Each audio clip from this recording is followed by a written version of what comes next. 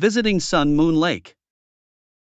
Welcome back, everyone. Today we're doing a deep dive into sunmoonlake. Honestly, one of Taiwan's most cherished and really captivating spots. Absolutely. And we've dug through quite a bit for this one. Official guides, personal takes from photographers, cycling blogs, boat tour info, even detailed weather pattern. Yeah, a real mix. And our mission today really is to cut through all that information overload. We want to give you a clear but also, rich understanding of sunmoonlake. Mm-hmm. So whether you're actually planning a trip or maybe you're just curious why this lake gets so much attention, well, you're about to uncover some genuinely surprising stuff and practical tips. You'll feel really informed by the end. Definitely. We'll get into everything is history, which is fascinating, the cultural side, best ways to actually see it, travel tips, even some spots that maybe aren't in every guidebook. You'll really get a feel for what our sources call Taiwan's pride. Okay, let's kick things off. Sunmoonlake, it's Taiwan's biggest lake, right? Yeah. And hugely popular, like 6 million visitors a year. Yeah, that's the number we kept seeing. Puts it right up there with Alishan and Taroko Gorge, those major attractions. Wow. But what's interesting is the whole size thing. Geographically, okay, it's about 8 square kilometers. Yeah. Not huge compared to, say, the Great Lakes in North America. Right. But one source put it perfectly. Size isn't everything. It's more about the feeling of the place. Majestic is the word that comes up again and again. Taiwanese people are incredibly proud of it.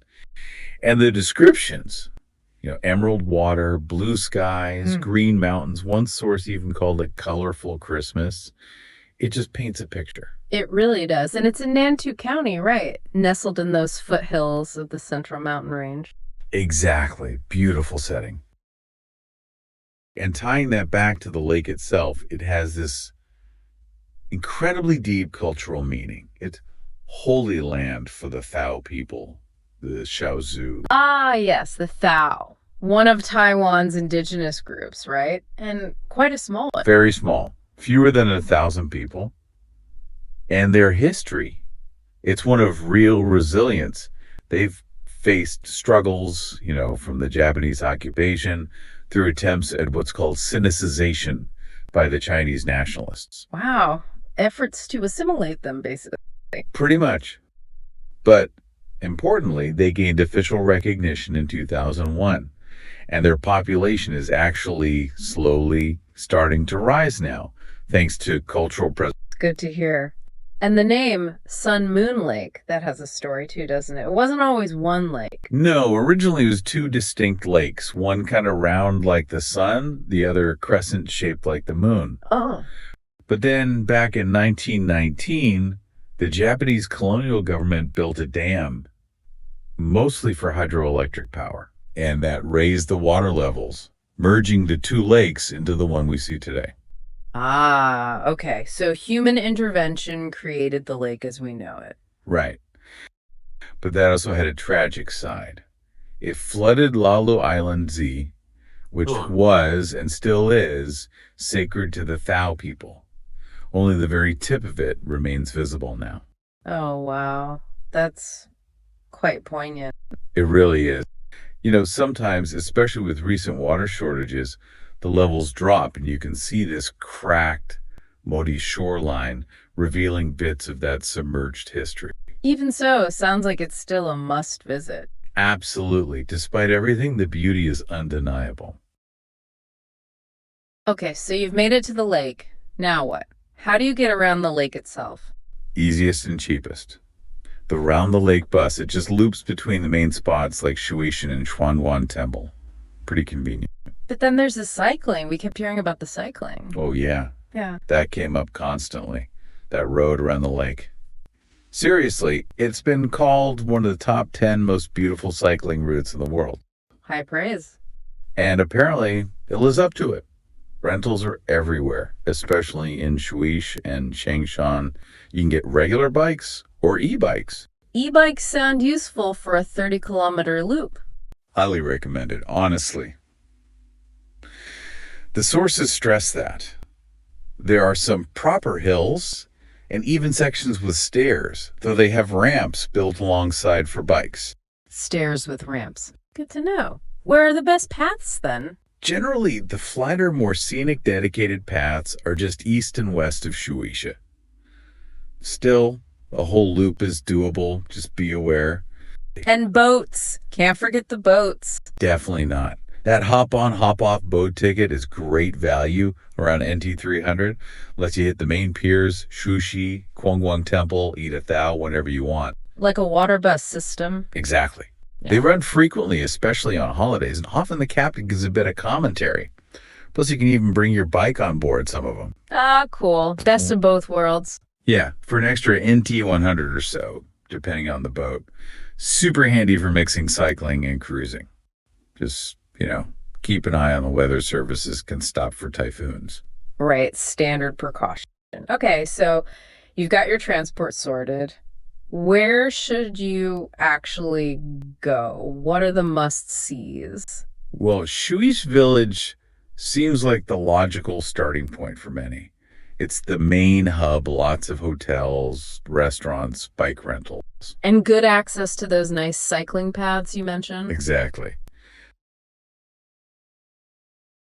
But for iconic views, you have to talk about Wen-wu Temple. Ah, the one with orange roofs. That's the one. Our sources basically said it offers the classic postcard view of sunmoonlake.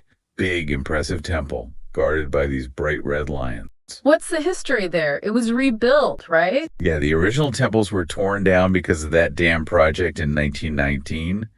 This current one was rebuilt nearby in 1938 and then expanded in 69. You can climb up for the views. What for? Descend? Descend. Yeah. 366 steps down to the lakeshore. Apparently one for each day of the year, plus one extra. Quite a climb back up. Wow, okay. What else? Between Wen-wu and the next village, Thau, there's the 9 frog stack. 9 frogs? Yeah, it's a statue in the water, literally 9 frogs stacked up. It's actually a water level gauge. Oh, clever. It is, and it's often a quieter spot, away from the main tour groups. Though, with the lower water levels recently, sometimes the frogs are just sitting entirely in the mud. A different kind of view, Sitting entirely in the mud. A different kind of view, I guess. Yeah. Then there's the sunmoonlake ropeway. Super popular. The cable car. Yep. About a 7-minute ride, almost 2 kilometers long. The views are just stunning. Panoramic vistas of the lake, mountains, the Puli basin. Worth the ticket price. Seems like it, yeah. Mm-hmm. Around NT300 for a round trip.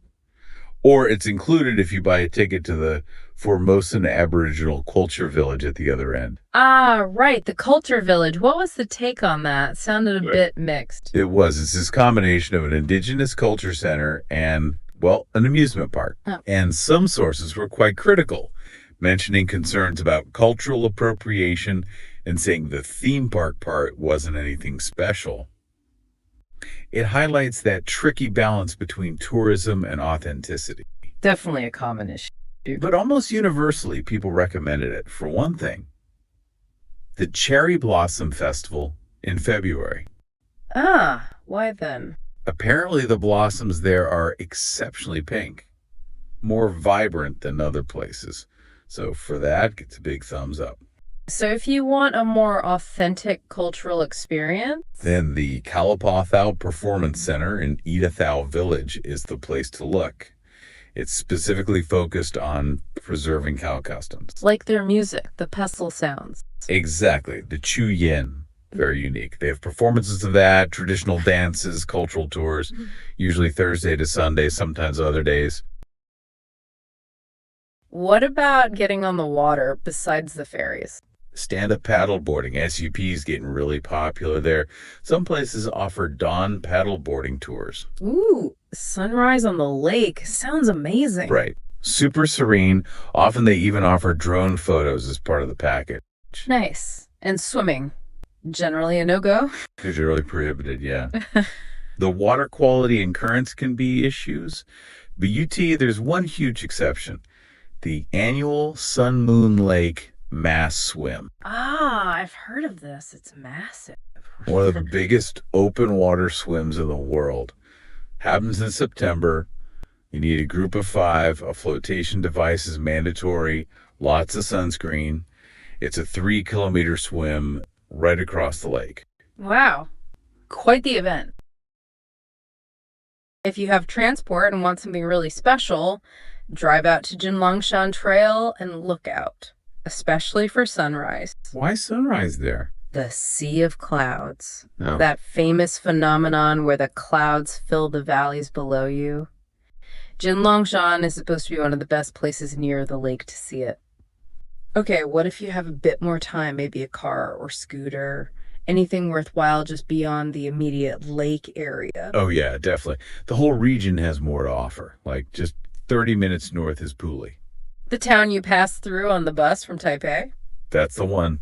It's a transport hub, but it also has some cool sites. Yeah. Like the Chung Tai Chan Monastery. Huge place. Apparently the world's tallest Buddhist monastery. Wow, tallest. Yep.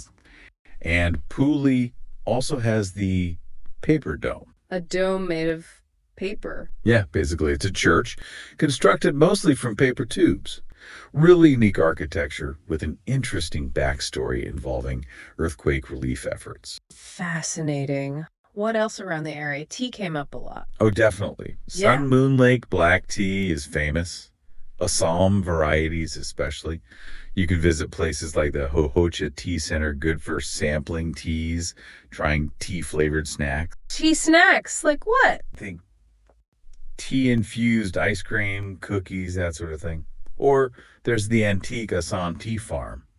More historical, you can see the old processing equipment, walk around a working farm, really dive into the tea culture. There's the Shuanglong Rainbow Bridge. It's Taiwan's longest and tallest suspension bridge. Longest and tallest. Yep. 342 meters long, 110 meters high. Great views of the twin Shuanglong waterfalls below. Sounds impressive. And then west of the lake, about 40 minutes drive, is the Jiji Wuchang Temple. This one has a really powerful story. What happened there? It completely collapsed during the huge 1999 earthquake. But instead of clearing the ruins, they left the collapsed structure as a monument. Really? Yeah, and they built a brand new temple right in front of it. It's this striking visual reminder of the earthquake's power and the community's resilience. Quite moving, apparently. So, wrapping this up, what does this all mean for you? As you think about Sun Moon Lake, maybe planning that trip, maybe just filing it away as a fascinating place, here's something to mull over. Okay. In a place like this, so incredibly beautiful, where nature and history and culture are just so deeply intertwined, how do we, as visitors, as people benefiting from its beauty, how do we help maintain that charm? How do we respect those deep historical and cultural layers while we're there? That's a really important question. It is something to think about long after this deep dive ends. How do we travel thoughtfully in places like Sun Moon Lake?